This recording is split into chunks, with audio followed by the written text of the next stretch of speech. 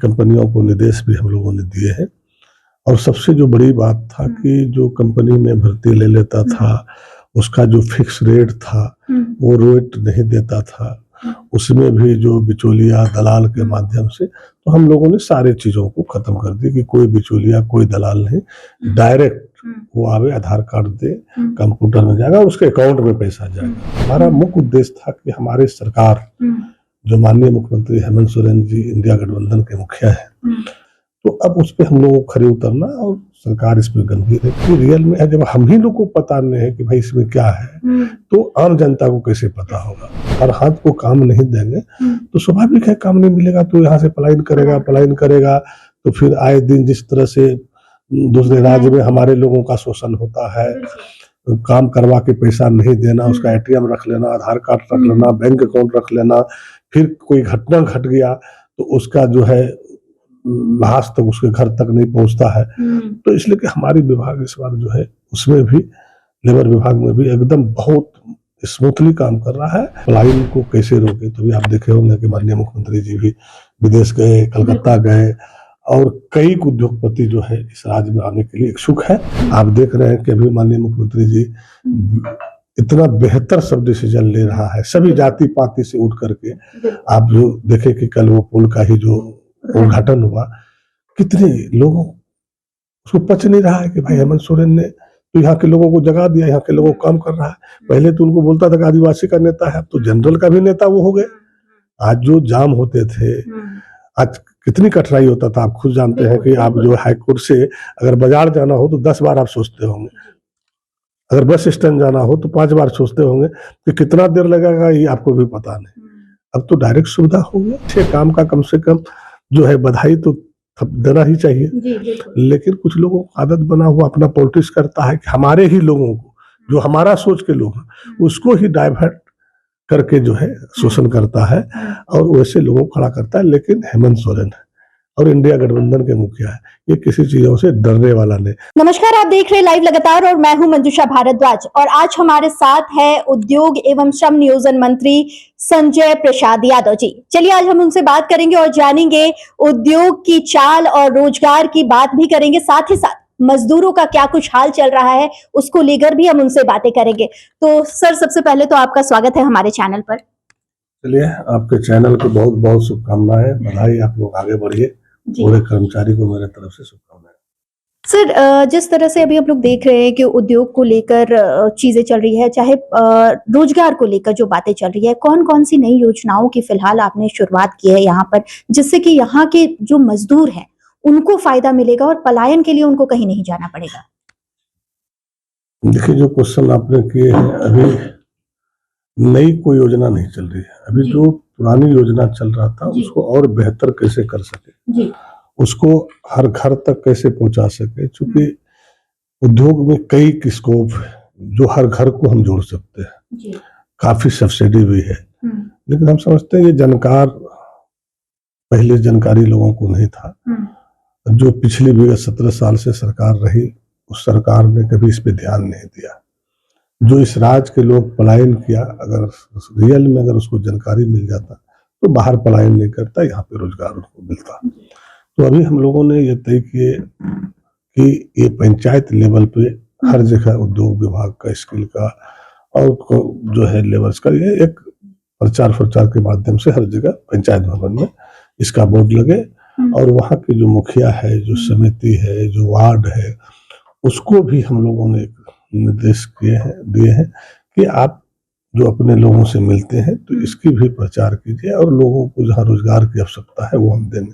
और खास करके इसमें महिला लोगों को घर में रह के काफी बेहतर रोजगार कर सकता है और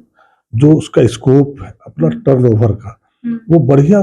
टर्नओवर भी कर सकता है। जो माल वो घर में बनाता है,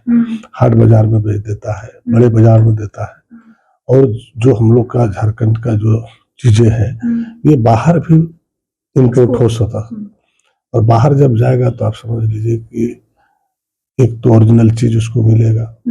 फिर झारखंड की चीजों का वो करेगा तो बेहतर प्रचार करेगा कि झारखंड में ओरिजिनल चीज मिलता है। और यहाँ पर जो लोगों का जो हम लोगों को रोजगार देंगे उसमें भी वृद्धि आएगा और उसका भी काफी टर्नओवर होगा। कई चीजें हैं इसमें। श्रमिकों की बात कर रहे हैं आप, रोजगार की बात कर रहे हैं, तो यहाँ के जो श्रमिक है और जो उनके अधिकार है उसको लेकर सरकार की तरफ से क्या कुछ बेहतर बनाने के लिए किया जा रहा है? नहीं, अभी भी देखे होंगे, अगला कैबिनेट में भी पारित किया कि अगर कोई रात में भी काम करना चाहता है तो उसको यहाँ पे रोजगार मिलेगा। और सभी कंपनियों को निर्देश भी हम लोगों ने दिए हैं। और सबसे जो बड़ी बात था कि जो कंपनी में भर्ती ले लेता था उसका जो फिक्स रेट था वो रेट नहीं देता था, उसमें भी जो बिचौलिया दलाल के माध्यम से, तो हम लोगों ने सारे चीजों को खत्म कर दी कि कोई बिचौलिया कोई दलाल नहीं, डायरेक्ट वो आवे, आधार कार्ड दे, कंप्यूटर में जाएगा और उसके अकाउंट में पैसा जाएगा, कोई नगद पैसा नहीं दिया जाएगा। और अकाउंट के माध्यम से जब उसके अकाउंट में पैसा जाएगा तो वो भी जागरूक हो जाएगा कि भाई हम बिचौलिया को क्यों दे,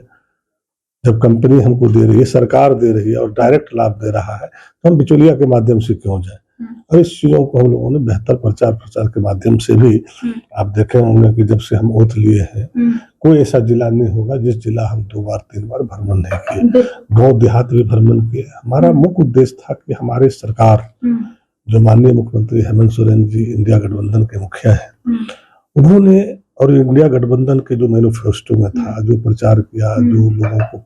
वादा करके वोट लिया और लोगों ने सहमति भी दिया, तो बहुत इस राज्य का जो जनता ने जो मैंडेट दिया है, आप समझ सकते हैं कितनी बड़ी मैंडेट दिया। तो अब उस पर हम लोगों को खड़े उतरना, और सरकार इस पर गंभीर है। कई बार मुख्यमंत्री जी ने आदेश भी दिया श्री माननीय मंत्री को कि भाई आप लोग मुख्यालय में तो रहिए, चूंकि मुख्यालय जरूरी है, लेकिन आप जिला भी भ्रमण कीजिए। तो जिला में जाइएगा, किसी ब्लॉक में जाइएगा, किसी पंचायत में जाइएगा, तो आपको और बेहतर वहां पे अनुभव होगा। और जो लोगों की शिकायतें हैं या लोगों को कहाँ कठिनाई है, क्या थाना लेवल पे परेशानी है, ब्लॉक लेवल पे परेशानी है या जिला लेवल पे परेशानी है, जब मंत्री घूरने लगेगा तो स्वाभाविक है वहां के पदाधिकारी का भी जो है नींद टूटेगा और वहां पे काम आगे बढ़ेगा। ये सरकार की सोच है और माननीय मुख्यमंत्री जी का सोच है, और उस पर हम लोग खड़े उतर रहे हैं। और हम जिस तरह से अभी कई जगह मेला के माध्यम से, विभागीय मेला के माध्यम से भी कई चीजों का प्रचार प्रचार किए, और हमें खुद पता नहीं था, क्योंकि हम लोग भी 25 साल यहाँ हो गया हम लोग को झारखंड में, और लगातार 3 टर्म मिले भी रहे, 10 साल नहीं भी रहे तो भी जनता से लगा रहा सभी लोगों से। तो जो हम लोगों ने देखे कि रियल में है, जब हम ही लोग को पता नहीं है कि भाई इसमें क्या है, तो आम जनता को कैसे पता होगा। लेकिन जब हम पदभार संभाले इस विभाग का, तो हम देखे कि भाई हम तो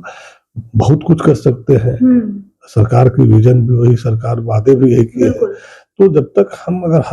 हर हाथ को काम नहीं देंगे तो स्वाभाविक है काम नहीं मिलेगा, तो यहाँ से पलायन करेगा। तो फिर आए दिन जिस तरह से दूसरे राज्य में हमारे लोगों का शोषण होता है, काम करवा के पैसा नहीं देना, उसका ATM रख लेना, आधार कार्ड रख लेना, बैंक अकाउंट रख लेना, फिर कोई घटना घट गया तो उसका जो है लाश तक उसके घर तक नहीं पहुंचता है। तो इसलिए कि हमारी विभाग इस बार जो है उसमें भी, लेबर विभाग में भी एकदम बहुत स्मूथली काम कर रहा है, और ऐसे चीजों को हमारे विभाग में कहीं से किसी प्रकार का कोई गलत छूट नहीं दिया जाएगा, और जो बेहतर होगा वो हम लोगों ने कर रहे हैं, और आगे भी और बेहतर कैसे हो उसके लिए हम लोग प्लानिंग भी कर रहे हैं, उसको करेंगे हम लोग। और जो चीजें अभी आ रहा है, बहुत सारी चीजें हैं, तो उसमें भी कई चीजें बदलाव की आवश्यकता है, और उसमें हम लोग बदलाव भी करेंगे। माननीय मुख्यमंत्री जी से बात भी हुआ है, थोड़ा सा है कुछ पदाधिकारी की भी कमियां है, तो जब तक हम पदाधिकारी को भी अगर नहीं जगह पे देंगे तो काम तो उसी लोगों को करना, हैंड तो वही है। मंत्री तो सब कुछ कर नहीं सकता, जब तक मंत्री तक फाइल नहीं आएगा तो कैसे आगे बढ़े। तो हैंड भी जरूरी है, और हैंड को भी हम लोगों ने बढ़ाने की कोशिश कर रहे हैं। और हैंड मजबूत हो जाए तो राज्य की विकास होगा, बेहतर विकास होगा। और जो सबसे बड़ी फोकस है, उस फोकस पे हम लोग काम कर रहे हैं कि पलायन को कैसे रोके। तो भी आप देखे होंगे कि माननीय मुख्यमंत्री जी भी विदेश गए, कलकत्ता गए, और कई उद्योगपति जो है इस राज्य में आने के लिए इच्छुक है, और उसको बेहतर से बेहतर हम लोग कैसे उसको कर सकते हैं, उसको कैसे माना जो है सुविधा दे सकते हैं, ताकि वो भी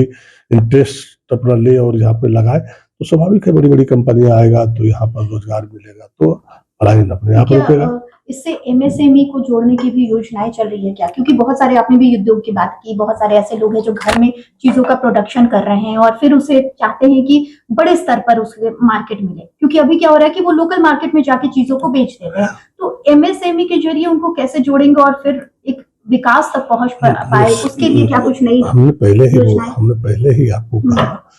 कि सरकार की जो प्लानिंग है वो बेहतर कैसे हो इस राज्य के लिए, उसके लिए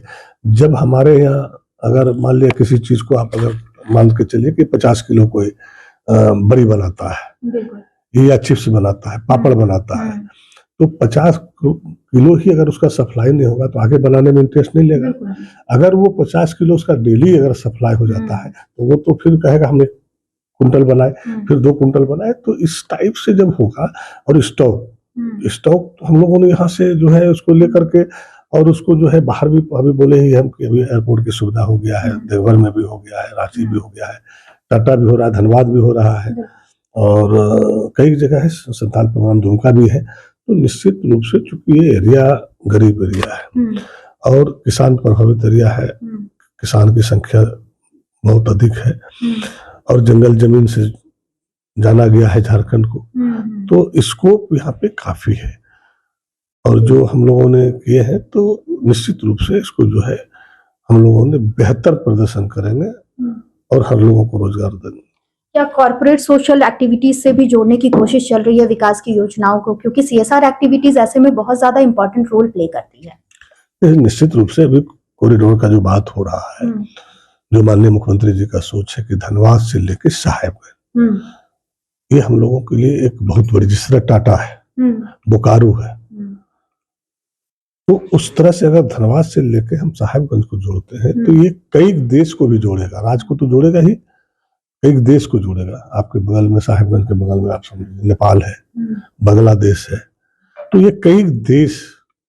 अगर साहेबगंज और यहाँ जैसे आप बंगलोर जाते हैं तो आप बंगलोर में चले जाइए सूरत तक, आप देखिए दोनों तरफ 250-300 किलोमीटर दोनों तरफ जो है काफी बड़ी बड़ी फैक्ट्रियां लगा हुआ है, काफी लोगों को, और हम ही लोग के हाथ में जाकर के वहाँ काम कर रहा है। तो उस तरह से हम लोग अगर यहाँ से साहेबगंज को जोड़ दें तो हम समझते हैं कि जो लोग हमारा बाहर गया है वो खुद इंटरेस्ट लेकर के और अपना घर में आकर के काम करेगा और फिर अपने परिवार के साथ, बाल बच्चे के साथ, माँ पिताजी का भी सेवा करेगा, बच्चे को भी अच्छा शिक्षा देगा और अपना घर में रह करके जो है खुशियां भी मनाएगा और काम भी करेगा, उनको भी मन लगेगा। तो ये सारी चीजों पे सरकार गंभीर है और माननीय मुख्यमंत्री जी का अगला बार ही सोच था कि हम इसको कैसे कर सकते हैं। तो खैर अगला बार तो समय भी करते गया, कई परेशानियां हुआ, आप देख रहे हैं कि अभी माननीय मुख्यमंत्री जी इतना बेहतर सब डिसीजन ले रहा है, सभी जाति पाति से उठ करके। आप जो देखे कि कल वो पुल का ही जो उद्घाटन हुआ, कितने लोगों उसको पच नहीं रहा है कि भाई हेमंत सोरेन ने तो यहाँ के लोगों को जगा दिया, यहाँ के लोगों को काम कर रहा है। पहले तो उनको बोलता था कि आदिवासी का नेता है, अब तो जनरल का भी नेता वो हो गए।